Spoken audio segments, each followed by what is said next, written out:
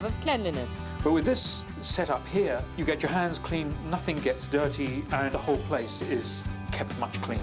Begin Japanology tomorrow night at 8:30.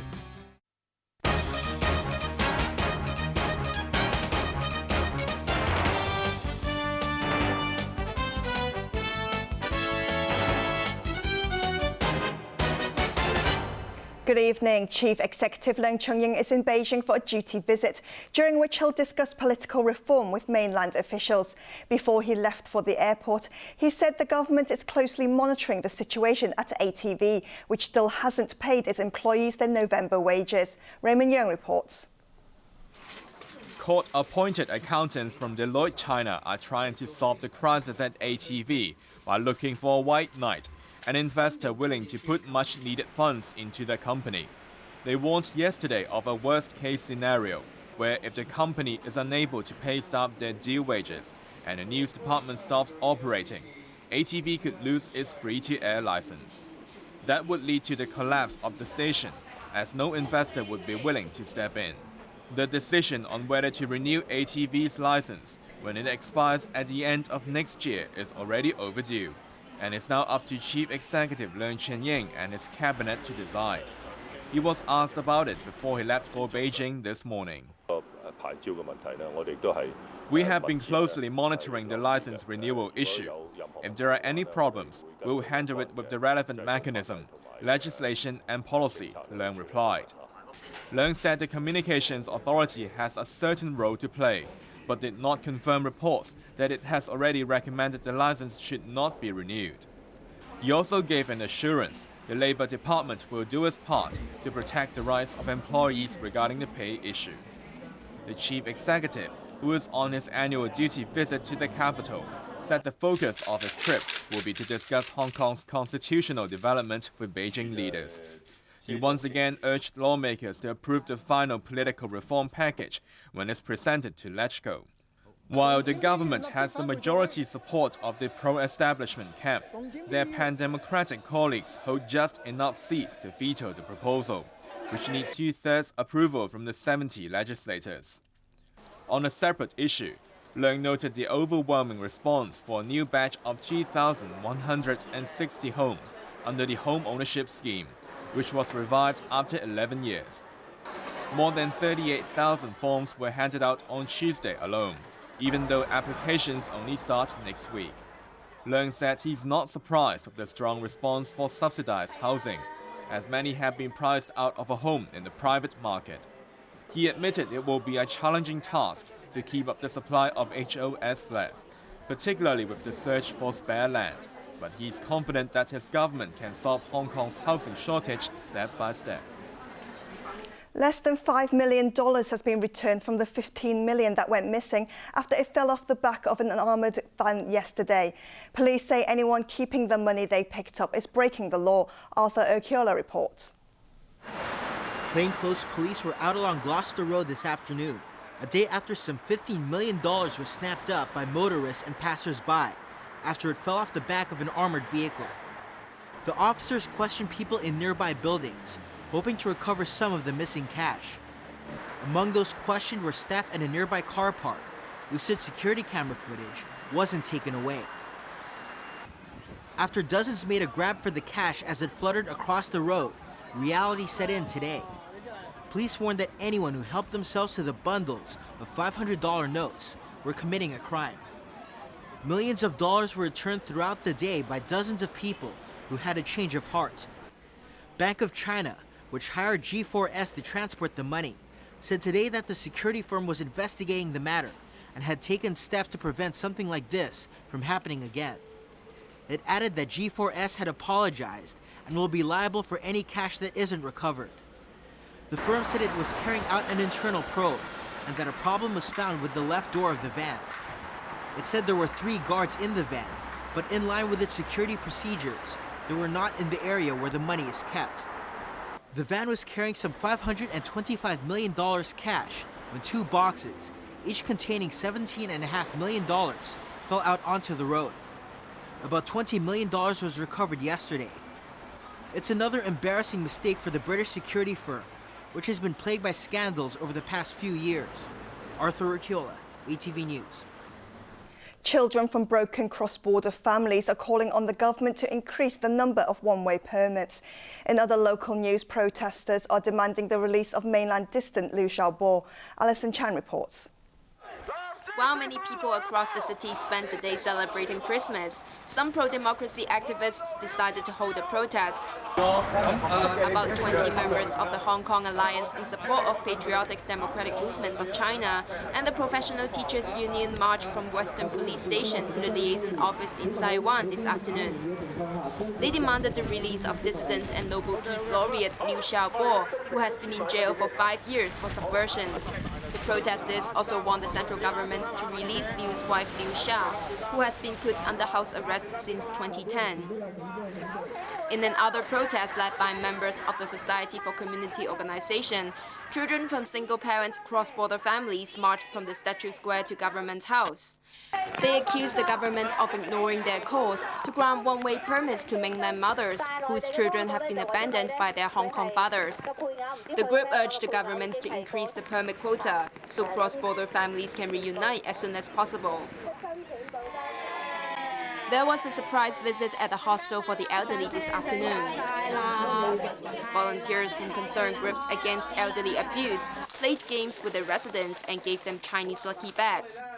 This 86-year-old woman, who's been living in the home for 15 years, said she wouldn't be celebrating if the volunteers didn't come.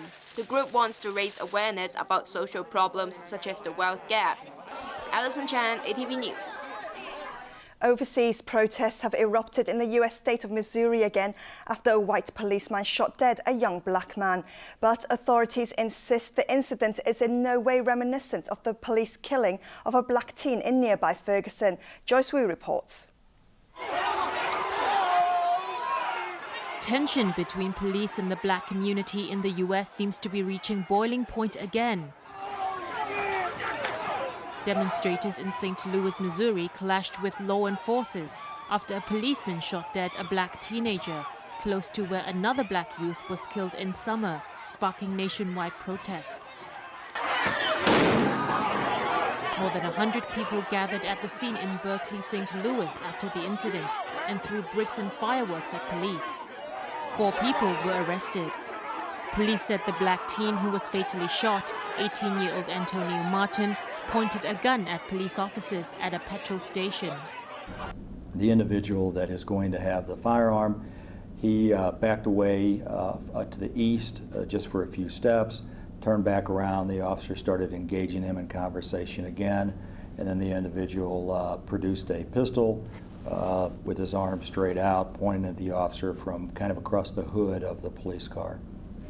At that point, the officer produced his service weapon and fired what we think at this point is 3 shots.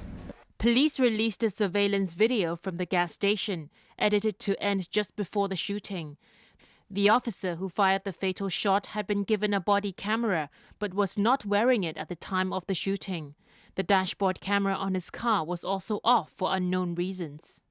We do not believe that there was any shots fired from the suspect. The suspect was armed with a 9mm high point. Berkeley is just 3 kilometers from Ferguson, where 18-year-old Michael Brown was shot dead by a white officer in August. For weeks, there have been widespread protests against what many see as police brutality. But authorities were quick to warn against people drawing comparisons between the 2 incidents. I had the opportunity last evening to review the video of the incident. And what I saw in this incident is not what people portray. This is not a policeman in the city of Berkeley, half-cocked, one out, and as we say, you know, Black Lives Matter. This was not the case. This is, you couldn't even compare this with Ferguson or the Gardner case in New York. Everybody don't die the same. Some people die because the policeman initiated. Some other people die, wait a minute, hold up. Some people die because they initiated. And at this point, our review indicates that the police did not initiate this, like Ferguson. Others agree that the Berkeley police are justified. I understand the hurt and the pain, and I'm angry too. But I have to tell the truth. In this situation, there is a young man who illegally possessed a gun, and that is against state law. He had a weapon. He knew his choices. It was just, you take your choices, and that's what you get. The officer, who has not been identified, has been put on administrative leave. Joyce Wu, ATV News. All across the globe, Christmas Day was ushered in with festive celebrations. At the Vatican, the Pope addressed thousands with a service at St. Peter's Basilica. Arthur Urquiola reports. Pope Francis welcomed Christmas with midnight mass at the Vatican, where he addressed the world's 1.2 billion Catholics. Cari fratelli e sorelle. In his address, he said it was a time to remember that God's message of peace is stronger than darkness and corruption.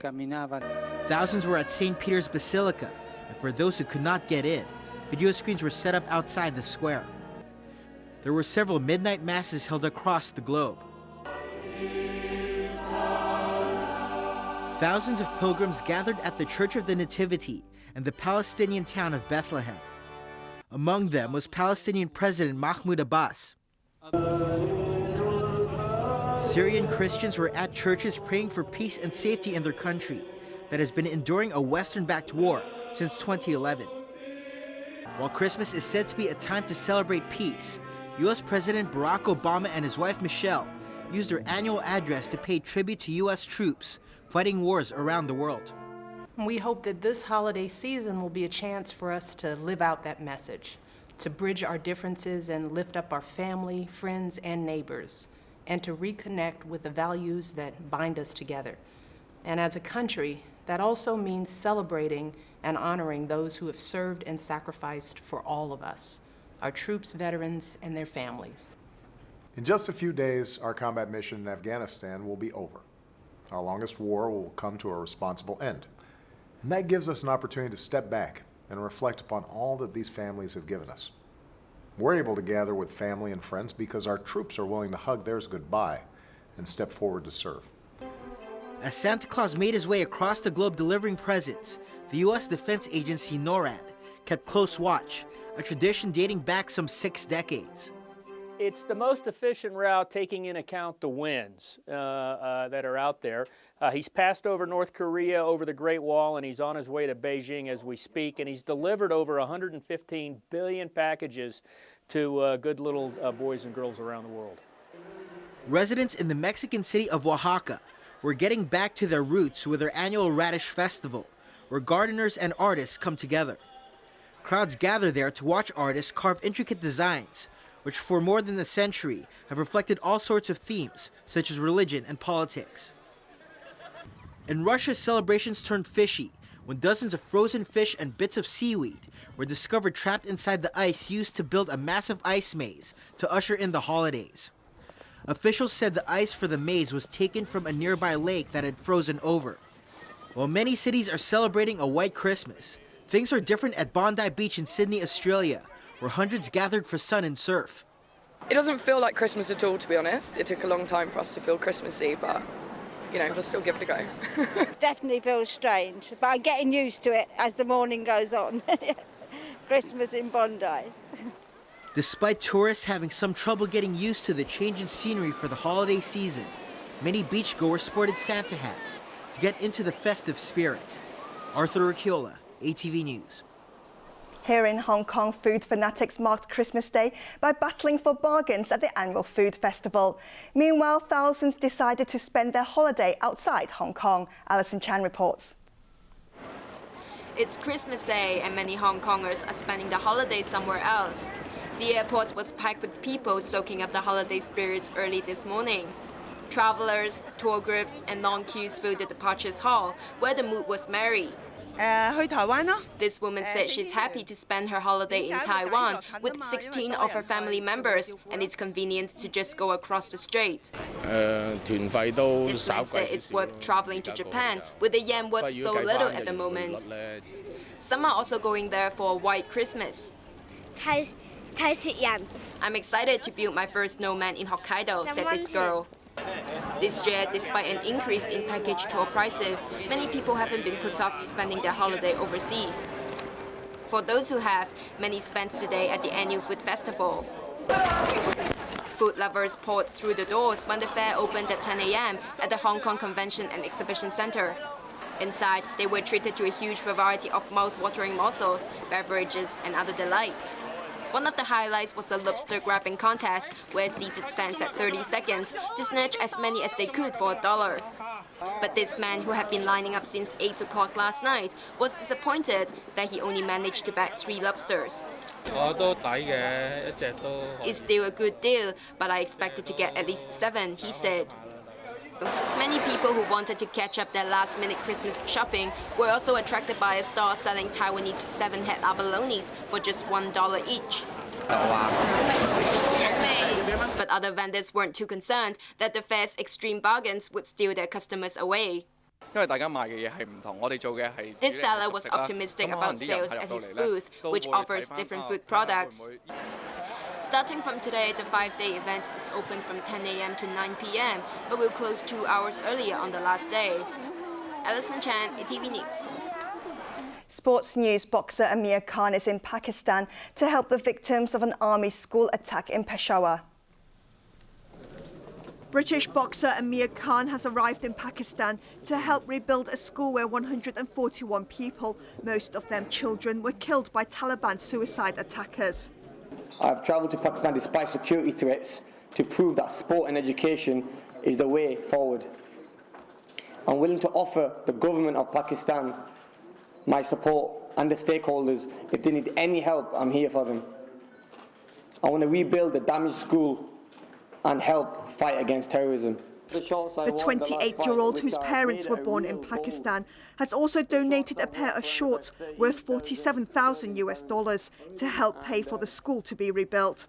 He wore the shorts, which have a waistband made from 24-karat gold thread, in his victory against American Devon Alexander earlier this month. Khan retained his WBC silver welterweight title by winning the Las Vegas bout. British and German soldiers in Afghanistan commemorated the Christmas truce with a football match. This time the match was played in a different war zone, where there are no signs of a truce between international soldiers and the Taliban.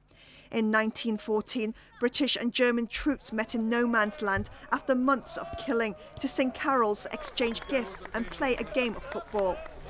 German soldiers and British soldiers for a moment forgot the brutality of war, and humanity triumphed and goodwill came to the fore as soldiers came out of the trenches and met each other on no man's land. And victory went to the British, who won the friendly 3-0.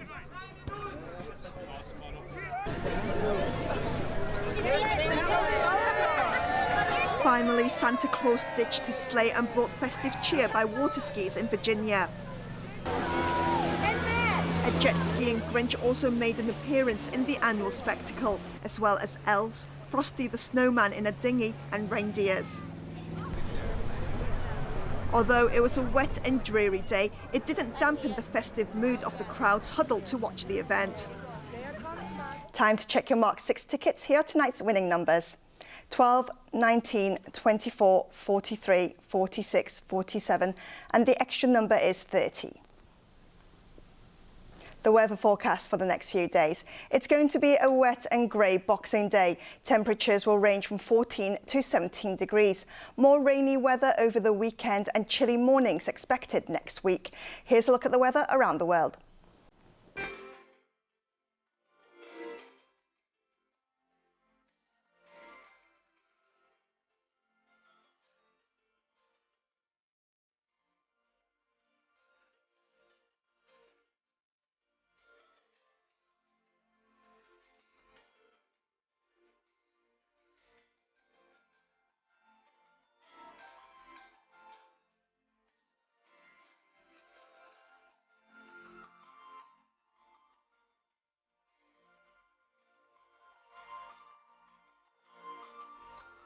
That's all the news for now. Thanks for watching ATV. I'm Bo Leung. Good night.